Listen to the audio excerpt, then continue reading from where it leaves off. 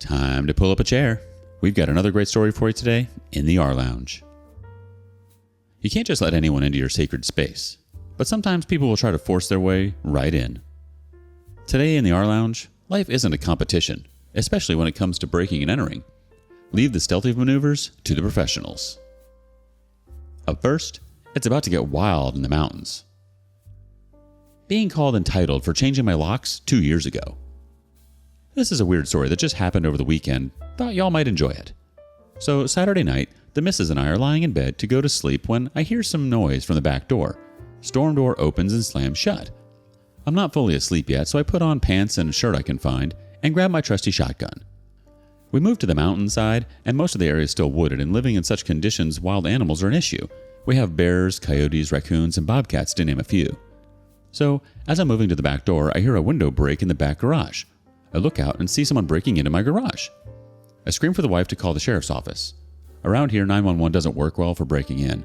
We are connected with a couple of counties, and it gets confusing for them. We get quicker response by calling them directly. I'm now in go mode, thinking some meth head is trying to score some tools for some quick cash. Got out of the house and noticed this person's truck is still running. I did the only thing I can think of and took the key out of the truck and put it in my pocket and waited for the deputies to show up. It took them 20 minutes to show up. One was state police, the other was local sheriff deputy, who were doing radar 10 miles up the road. Wife and I know them both. With my gun in hand, I told them someone was in the garage and I haven't approached it yet, but here's the key to the perp's truck. They go in, guns drawn out, and deal with the situation. The dude was passed out on an old bench seat for an old truck I have by the tool bench. They wake him up and arrest him with little to no issue other than him screaming profanity at them. They told me that I can press charges and to come in on Monday to file the paperwork. He's not getting out anytime soon since, on top of his breaking in, he's been charged with a DUI. Yesterday, I spent the day traveling trying to fix the window. This a-hole broke since no stores that are open Sunday in my local area. While in my travels, I'm fuming at the fact that I'm having to do this repair on a piece of junk door from the 70s. My wife was telling me to maybe let him go with a warning, but I'm having none of it. So, this morning I went to the local sheriff's office. The same deputy was there that arrested the perpetrator, so I asked him how the ride with the dude was. This is the version the officer gave me. Why did you break into the garage? I was trying to get my stuff back, but someone changed the lock. You know they purchased that place from Kevin 2 years ago, right? What? That doesn't give them the right to change the lock without telling me. They can. You ain't been in that house for like 4 years, and I was the one who got you out of that house because you beat the hell out of your old lady. That's twice I get to arrest you on the same property. But he shouldn't be entitled to change the locks, though. Where else am I supposed to go? A little backstory, though, on the property. We purchased from Kevin, who's a school board member, and gave us a decent deal on the property. He had the property as a rental for his nephew for a few years. When his nephew started walking in his dad's footsteps by getting drunk and beating his girlfriend at the time, he evicted him from the property 2 years before we purchased it. When he evicted him, he emptied the content of the garage as all scrap metal. He found that out Sunday morning when his uncle paid him a visit in jail. Kevin had other renters on the property after. He sold it to us because he didn't want the responsibility of it anymore. He's being charged with trespassing, criminal trespassing, breaking and entering, driving under the influence, and property damage of less than $500. So the fact that it no longer belongs to his uncle means nothing to him? This kid has a misguided notion about still having access. It's understandable that you wouldn't want to let him off with just a warning, given the severity of his actions and the potential danger he posed. Repairing the broken window may be an inconvenience, but prioritizing the safety of your property and family is paramount. And not to mention that this kid needs to be charged in order to learn that he just can't go around breaking into garages. Kevin was probably eager to get rid of this place in order to get rid of his nephew. Update on the nephew who said I should not have changed the locks. So it's been a little while. I didn't have a chance to meet with Kevin last Thursday since I dang near spent the day dealing with the police who decided to just bring the attorney who's going to be prosecutor for this case. He was very impressed that I still had all the original receipts for all the tools due to last year's court case. All they would tell me is, because of how much in tools he had access to steal, he would be charged with criminal trespassing, breaking and entering with malicious intent, and attempt of grand larceny. Which all makes sense. He would not comment on the possible DUI charge, just asked for the footage of him driving in and shows me taking the key out, backing the story I gave the original officer. They were pretty happy with the evidence and said I should be able to get $500 for the damage done to the door as restitution. As for Kevin, we had coffee yesterday and he spilled the beans on his nephew. I asked him if his nephew was the reason he gave us a good deal on the property and he said no. He felt most of the property around here are too overpriced and was excited about what my wife was bringing to the school, and he wanted to make sure she wasn't going to struggle while living here. I'm still doing all kinds of work on the house since it's all pretty much 70s, 80s type stuff. When the nephew was arrested, he was put into the drunk tank and used his phone to call his uncle. He was still so drunk that the officer had to get the number for him. He then told Uncle Kevin, Get your butt down here and bail me out right now. Kevin responded with, I'll see you in the morning, son. So Sunday morning, he went down there to have a little chat. So, since he was evicted after his arrest, he skipped town before his court case of assault and battery.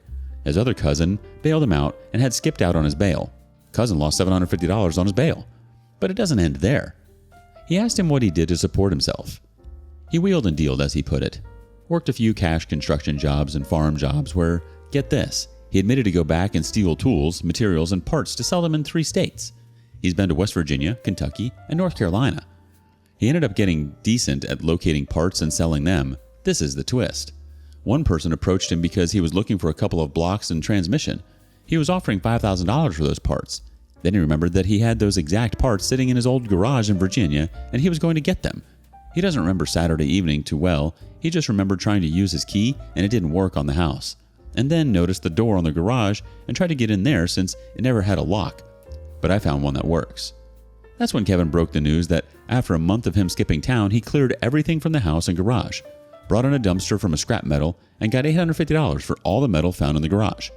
So we asked him what the hell he did with the money. He said he approached his other nephew to reimburse him for the bail money, but the nephew declined and offered it to the now ex-girlfriend. This boy lost his crap on his uncle and demanded he put up bail money. Then he asked if his truck was still at my place. He said no, state police has it. He turned white as a ghost. The plates he has on the truck are stolen tags from North Carolina. He has no driver's license. He asked him if he was in trouble in any other state. He said he didn't know. After he would score, he'd skip town.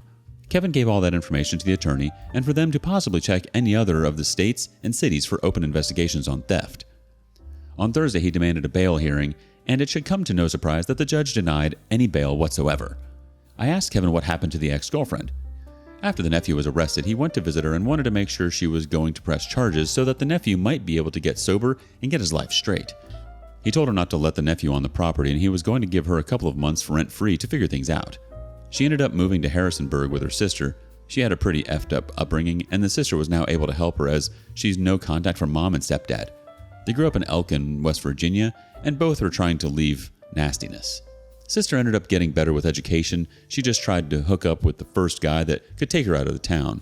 He hasn't spoken to her in 3 years, so that's pretty much all the info he had on it. Life is really catching up to this kid. Kevin has his hands full with that one. It's unfortunate that it's all really up to Kevin to sort of pick up the pieces. Hopefully this kid finds the help he needs and turns things around. Would you have charged the kid? Do you have a similar story? Share it with us in the comments below. Next up, a so-called friendship turns sour. I, 26 female, kicked my soon-to-be ex-friend, 25 female, out of my house. As the title says, last week I kicked what I thought was a good friend out of my house because I can no longer handle her antics. I just want to write it here just to de-stress and deal with the grief of losing a friend. Kendall, 25 female, and I met in university in 2016. We studied different majors, but we're from the same department, so we shared many classes together and bonded over our passion for gaming and memes. Upon graduation, Kendall moved back to her hometown due to COVID and found a job there. We kept in touch online through Instagram. About 3 years later, Kendall told me she found a better paying job in the city I was in, so she's planning to move out from her parents' place. When I asked her about her plans on her accommodations, she replied with, "That's the thing. I was going to ask you if you have an extra bedroom that I could move into." For context, I have inherited an apartment from my late grandfather, which is a nice 3-bedroom, 2-bath near the city center, last January. And I currently live alone there since it's closer to my workplace and it has all the convenience of public transport.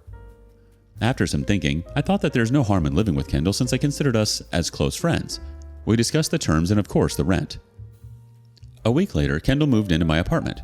It was great at first. My home felt more lively than usual, and the thought of going home to a close friend warmed my heart and gave me a sense of security. Things were okay for a while, and then crap goes downhill super quick. Kendall started complaining about many things at home, about her work, her savings, and how she feels homesick. At first I was very accommodating, thinking maybe she just needs time to get used to the city life. I offered her as much help as I can, even to the point of if she's low on money, I don't mind voiding a month's rent if it meant I could help her to achieve financial stability. I taught her how I save money, how I live off with my then low salary with several commitments like my car, my dog, and my student loans. I grew up where my parents expect me to be independent, so I told her things I'd do when I'm low on cash, how to get freelance jobs, etc., but she always seemed to have excuses for every suggestion I have. Finding a freelance job is too hard, or how she couldn't let go of her premium junk food, that she isn't willing to cook or meal prep, and I eventually decided to leave it as is. After 2 months of living together, I realized Kendall started treating me as some kind of competition. She would constantly ask me things like how much money I make a month, how many job hoppings did that take, anything that she thinks she's better than me, she'll definitely pop that question. She boasts about how she is loyal to her crappy paying company, and how I would never be able to move up the corporate ladder as she called me an industry frog. She once snooped at my savings balance and asked how the F did I have so much saved up with commitments, etc. Mind you, she didn't have a lot of commitments since her parents paid off her student loans and fully paid off a brand new car for her. And maybe I should stop collecting rent from her. I got mad and told her if she isn't happy living with me, maybe she should move out. Cue crocodile tears as she said it was a joke, I didn't have to take her seriously. She begged for forgiveness and promised to never snoop my personal items and details again.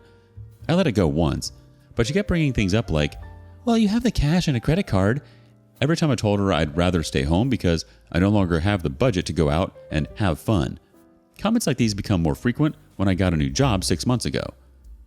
On top of that, she doesn't clean up after herself, tried to flirt with my boyfriend, and at times parked in my parking space when our initial agreement was that she has to find her own parking space if she's moving in with her own car because my apartment only has one parking lot per unit. The straw that broke the camel's back was when I caught her kicking my dog in his abdomen when I got home from work. I yelled at her and rushed to check my dog. Luckily, he was fine, but I still rushed him to the vet for safety measures. I got home and she sneered that it was just a dog, and as a friend, I shouldn't treat her like that. I asked why she'd kicked my dog, and she didn't answer me. She shrugged and tried to escape it into her room. At this point, it was already about a year since Kendall moved in with me. I lost my cool and told her off, bringing up her problems and how I tried to be nice and accommodating. Then I told her I'm giving her a week to move out, and that from then on, I'd rather we keep our relationship casual and we don't ever talk at all. Kendall cried and begged me not to kick her out, but soon it turned into her screaming back at me, calling me a bad friend because apparently in her words, I didn't tell her off on how badly she was behaving. Like, what the F? There was a lot of back and forth, which I don't remember what I said, but I remember eventually calling her an entitled brat. She cried again, saying it was uncalled for, and stormed off to her room. The next day, I was bombarded with texts from other uni friends, some calling me selfish and others sympathized with me. Apparently, Kendall posted our argument on Facebook and Instagram, painting me to be the bad guy. I was upset at first, but I decided that after Kendall moved out, we would no longer be friends, as well as those who took her side of the story and condemned me. Last week, Kendall left, and I have changed the locks on my apartment. I curled up in bed and cried myself out, probably from the sadness of losing a friend, or maybe I'm finally letting out all the frustrations. I'm definitely still grieving about this loss of a friend, as I've had many good times with Kendall. For now, I want to focus on myself and hopefully I eventually get over this. Edit. The whole teasing that I have more money than Kendall got worse when I told her I was given an offer by an MNC of a senior designer, and I disclosed her the offered salary, as we always did, like I know how much she earns too, which is about 50% more than hers.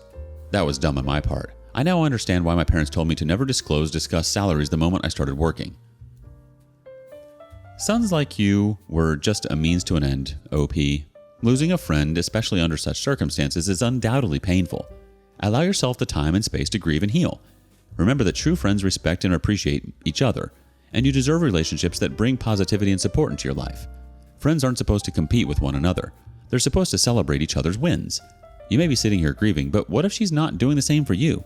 What if she's more upset that she just lost a place to live and a free ride? Yeah, it's unfortunate that things unfolded this way, but your decision to prioritize your well-being is a step toward a healthier and happier future. What would you have done? Do you have any roommate horror stories? Tell us in the comments. And thanks for joining us today. Don't forget to like, subscribe, and click that notification bell before you leave. We'd love to hear your thoughts on today's topic, so feel free to leave a comment. See you next time in the rLounge.